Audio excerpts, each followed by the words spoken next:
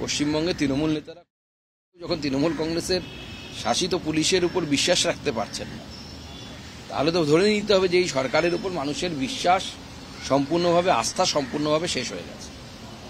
মানুষ চাইছে যে এই সরকারটা চলে যাক। এখন যেন তেন প্রকারে কায়দা কানুন করে ওরা ভোটটা পাচ্ছে। 3-4% ব্যাপার এদিক ওদিক হয়ে গেলে পরেই পগার পার হয়ে যাবে তৃণমূল কংগ্রেস। আমাদের সরকার বিরাট বড় প্রকল্প ঘোষণা করেছে, যার মাধ্যমে এই সমাজগুলোকে আগামী দিনে ভারতবর্ষে তাদের উন্নতি করা সম্ভব এবং তাদের উপযুক্ত জায়গায় পৌঁছানো এবং তাদের পপুলেশনকে রক্ষা করা, তাদের সমাজকে রক্ষা করা। প্রায় 11,000 আদিবাসী সমাজের লোকেদের আজকে গৃহপ্রবেশ ঘটবে প্রধানমন্ত্রী আবাস যোজনার মাধ্যমে। ভারতবর্ষে এই যে বিশেষ গ্রুপ আছে, এই গ্রুপের যে আমি যাদেরকে স্পেশাল ভালনারেবল গ্রুপ বলছি, সেই গ্রুপের জন্য যে পিএম সাহেব, আমাদের পিএম সাহেব অর্থাৎ নরেন্দ্র মোদীর নেতৃত্বে 304খানা হোস্টেল ধরতি আবাস JGUA যোজনার মাধ্যমে তৈরি করা হবে আগামী দিনে। আমাদের কেন্দ্র সরকারের তরফ থেকে, আদিবাসী উন্নয়ন দপ্তরের তরফ থেকে দুবার লেটার লেখার পরেও এবং বেশ কয়েকটি ভিসি ভিডিও কনফারেন্স হওয়ার পরেও পশ্চিমবঙ্গ সরকারের তরফ থেকে একটিও প্রপোজাল আমাদের যায়নি। এটা অত্যন্ত দুর্ভাগ্যের।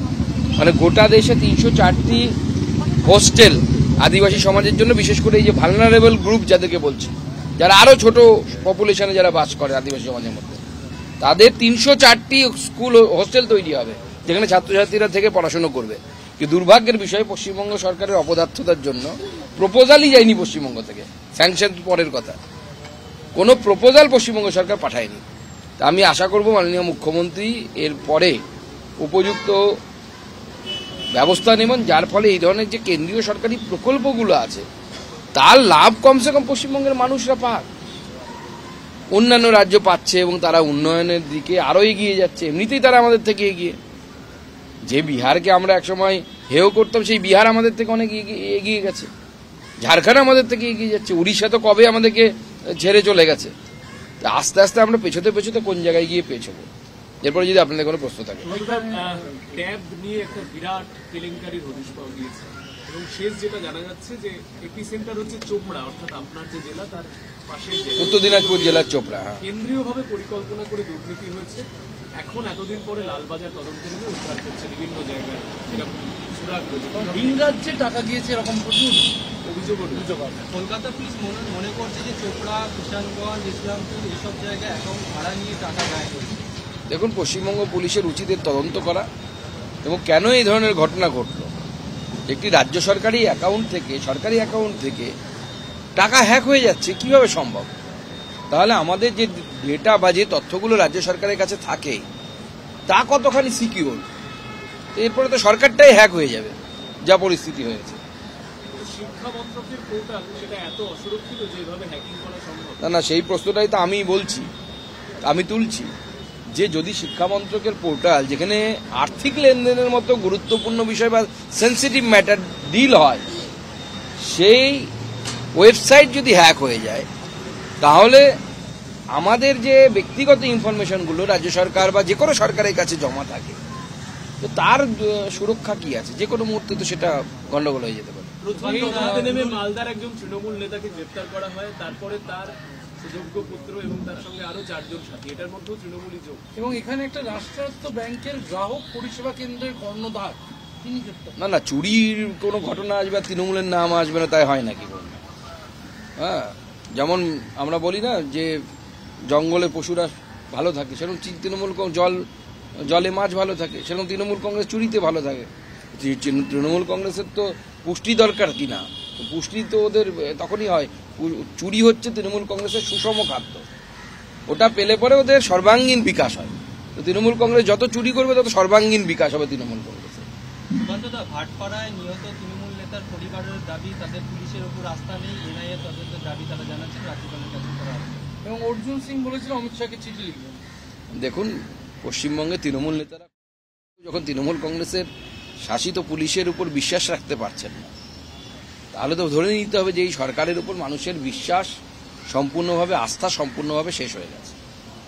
মানুষ চাইছে যে এই সরকারটা চলে যাক। এখন যেন তেন প্রকারে কায়দা কানুন করে ওরা ভোটটা পাচ্ছে।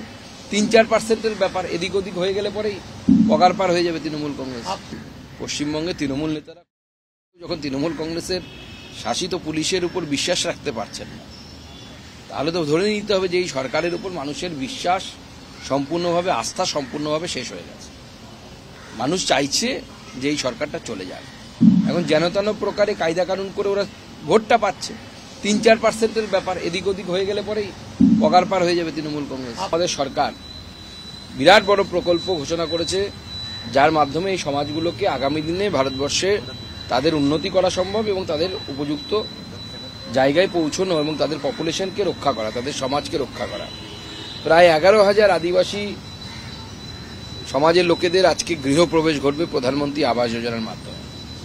ভারতবর্ষে এই যে বিশেষ গ্রুপ আছে, এই গ্রুপের যে আমি যাদেরকে স্পেশাল ভালনারেবল গ্রুপ বলছি, সেই গ্রুপের জন্য যে পিএম সাহেব, আমাদের পিএম সাহেব অর্থাৎ নরেন্দ্র মোদীর নেতৃত্বে 304খানা হোস্টেল ধরতি আবাস JGUA যোজনার মাধ্যমে তৈরি করা হবে আগামী দিনে।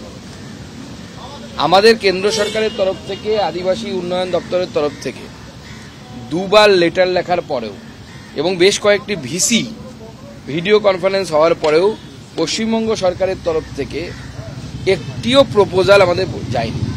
এটা অত্যন্ত দুর্ভাগ্যের।